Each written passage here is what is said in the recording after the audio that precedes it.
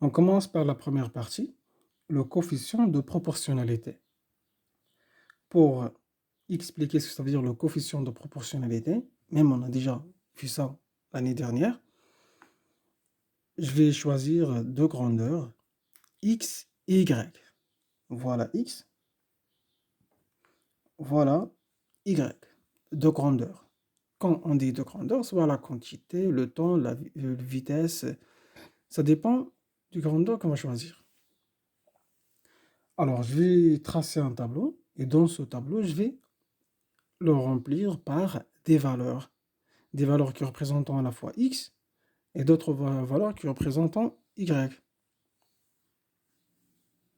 Voilà le tableau. Alors, pour x, on va donner ici 0,4, 0,6. Et pour y, 2 et 3.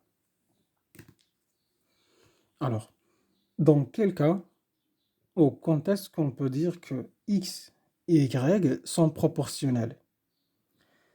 On dit que x et y sont des grandeurs proportionnelles si on passe des valeurs de x aux valeurs de y en multipliant ou en divisant par le même nombre. Ce nombre est appelé le coefficient de proportionnalité. Alors, pour déterminer ici le coefficient de proportionnalité, il suffit de calculer le quotient y sur x. Y sur x, c'est-à-dire 2 sur 0,4. On va calculer ici 3 sur 0,6.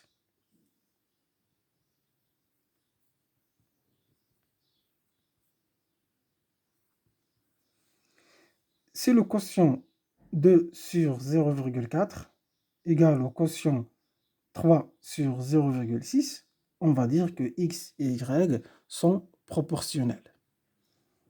Alors, 2 sur 0,4 égale à 5. Et 3 divisé par 0,6 égale aussi à 5. Donc, x et y sont proportionnels et le coefficient de proportionnalité ici, c'est 5. C'est-à-dire, pour passer de x à y, il suffit de multiplier 0,6 ou 0,4 par le coefficient 5.